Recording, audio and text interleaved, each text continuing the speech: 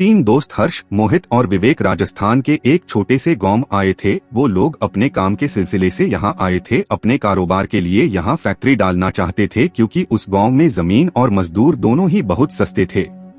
उस गांव में विवेक ने होटल सोलफुल में रुकने का इंतजाम किया था। होटल सोलफुल एक छोटा सा होटल था। कोई आलिशान पत्थर नहीं थे, उसमें 20 ईंट से बनी एक इमारत थी और नीचे खाने का बना एक वेज रेस्टोरेंट में भी टेबल और दरवाजों पर धूल लगी हुई थी, जैसे वहां का चूल्हा सालों से जला ही नहीं था। जैसे ही वो लोग होटल पहुंचे तो उन्होंने देखा कोई स्टाफ ही नहीं था। बस वॉचमैन के नाम पर एक बूढ़े से चाचा बैठे थे जो अपनी बीड़ी पी रहे थे। हर्ष और मोहित दोनों ही विवेक को डांटने लगे क्योंकि होटल बुक करने की जिम्मेदारी विवेक की थी और वो होटल बिल्कुल वीरान लग रहा था। उनकी बातों को सुनते हुए वो वॉचमैन चाचा हंसते हुए उन तीनों के पास आए और उनसे पूछने लगे कि क्या वो होटल में ही रुकने वाले हैं। उन तीनों ने सर हिलाकर हाँ कहा और चाचा जोर जोर से हंसने लगे। हंसते हंसते ही फिर उन्होंने चलना शुरू किया। कुछ गुनगुनाते हुए वहां से चले गए। उन तीनों ने वॉचमैन चाचा को पागल समझकर उनकी बातों पर ध्यान नहीं दिया। तभी रिसेप्शन पर एक आदमी आया। एक लंबा सा घनी दाढ़ी वाला आदमी आया। उसने उन्हें रूम की चाबी दे दी। वो लोग ऊपर अपने कमरे में गए। उन्होंने अपना सामान रखा और कुछ देर आराम करने लगे। हर्ष को अचानक प्यास लगने लगी और कमरे में पानी नहीं था। हर्ष जैसे ही पानी लेने कमरे से बाहर निकला, उसे पायल की झंकार सुनाई दी। ऐसी आवाज जैसे कोई पायल पहने भाग रहा हो। हर्ष डर गया। उसको ये बात बेहद अजीब लगी क्योंकि उसको होटल में कोई और नजर नहीं आ रहा था। अब उसके फ्लोर के लास्ट कोने से पायल की आवाज के साथ साथ एक लड़की के हंसने की आवाज भी आने लगी थी। हर्ष उस एवज के पीछे जाने लगा था कि तभी उसके कंधे पर किसी ने हाथ रखा और हर्ष चीख पड़ा। पीछे रिसेप्शनिस्ट पानी लेकर खड़ा था। हर्ष ने अपनी बौखलाहट में उस हर्ष को डांटा और पानी लेकर वापस अपने कमरे में चला गया। देर रात मोहित होटल की बालकनी में खड़ा अपनी गर्लफ्रेंड से बात कर रहा था। उस बालकनी से हाईवे का रास्ता साफ दिखाई देता था। अचानक उस रास्ते पर एक एक्सीडेंट होता हुआ दिखा। मोहित चौंक गया। वो जैसे ही वो नीचे दौड़ लगाने के लिए जैसे ही मुड़ा तो उसके पीछे सफेद कपड़ों में एक बूढ़ा आदमी खड़ा था। उस आदमी की लंबी सी सफेद दाढ़ी और चेहरे पर ढेर सारी झुर्रियां थी।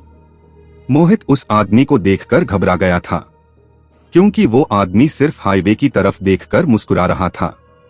से उसने मोहित को देखा और उसने हंसना बंद कर दिया। वो आदमी जैसे ही मोहित की ओर चला, मोहित डरकर अपने कमरे में आ गया।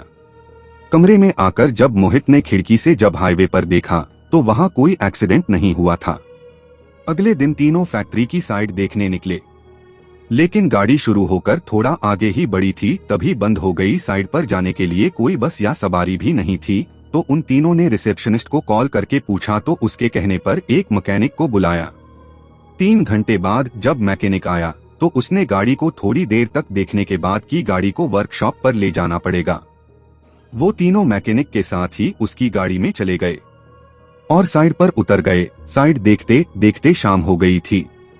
उनको मैकेनिक का कॉल आया कि उनकी गाड़ी पूरी तरह से बिगड़ चुकी है और वो कब तक बनेगी कहा नहीं जा सकता। अब उन्होंने वापस जाने के लिए एक ट्रक वाले से बात की और उस ट्रक वाले को होटल पर खाना खाने का लालच दिया। लेकिन जब उन्होंने उस ट्रक वाले के सामने होटल सोलफुल का नाम लिया तब वो ट्रक वाला बेहद घबरा गया। उस ट्रक वाले ने उन्हें बताया कि उस होटल में भूतों का बसेरा है। उसने कहा कि होटल सोलफुल एक कब्रिस्तान के ऊपर बनाया गया था। एक नहीं बल्कि 100 से भी ज्यादा भूत वहां रहते हैं और इसलिए वहां कोई भी नहीं जाता। हर्ष और मोहित के साथ हुए हादसों ने उन्हें सोचने पर मजबूर तो किया, पर विवेक भूत प्रेत ऐसी चीजों में नहीं मानता था। उसने ये बात रफा दफा कर दी और ट्रक ड्राइवर से कहा कि वो उन्हें होटल से थोड़ा दूर ही उतार दे। बहुत मनाने के बाद वो ट्रक वाला मान गया और वो तीनों जैसे तैसे होटल पहुंचे। देर रात हो चुकी थी और तीनों कमरे में आराम कर रहे थे। विवेक भी लेटे लेटे अपने फोन से खींची फोटो देख रहा था, लेकिन अचानक वो उठकर बैठ गया। ऐसा लग रहा था जैसे उसके होश ही उड़ गए हों। उनकी तस्वीरों में उनके ही कमरे में बहुत सारे बच्चे दिखाई दे रहे थे। वो बच्चे शायद उस होटल में बसे भूत ही थे। विवेक का पूरा शरीर ठंडा पड़ गया। उसने हर्ष और मोहित को जब फोटोज के बारे में बताया तो वो तीनों बहुत घबरा गए। वो उस होटल के रिसेप्शनिस्ट को ढूंढते हुए नीचे आए, लेकिन उस आदमी का नामो निशान ही नहीं था। वहां उन्हें वो बूढ़े चाचा बैठे हुए मिले। उन्होंने ये सब उस बूढ़े चाचा को बताया तो उस बूढ़े चाचा ने हंसते हुए कहा कि जब वो होटल का अंदर आए थे तो 4 आत्माएं तो उनकी गाड़ी के ऊपर बैठी हुई थी। उन्होंने बताया कि होटल सोलफुल में पिछले 20 साल से भूतों का बसेरा है। जब से होटल बना था तब से यहाँ के भूत होटल में आने वाले को जिंदा वापस जाने नहीं देते। किसी के एक्सीडेंट करा देते हैं तो किसी को आत्महत्या करने पर मजबूर कर देते हैं। फिर होटल की बालकनी की ओर इशारा करके बताया कि वहां देखो, वो सफेद कुर्ते में एक बूढ़ा आदमी खड़ा है।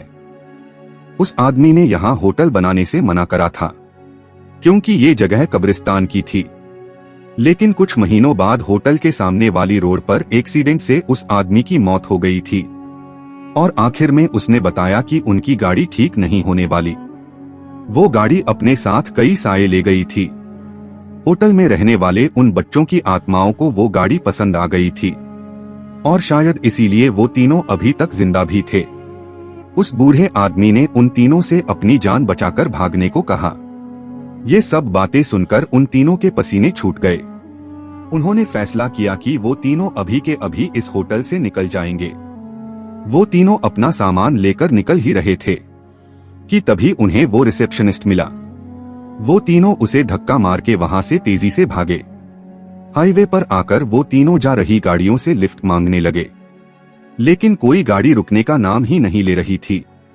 तभी वो रिसेप्शनिस्ट भागते हुए उनके पास आया और उनसे पूछा कि वो लोग भाग क्यों रहे थे।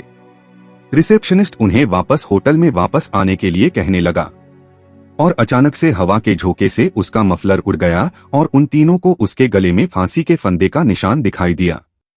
उन तीनों के पैरों तले जमीन खिसक गई थी। वो समझ गए थे कि यहाँ सभी मर चुके हैं और कोई भी जिंदा नहीं है। तीनों डर के मारे हाईवे के रास्ते पर भागने लगे थे।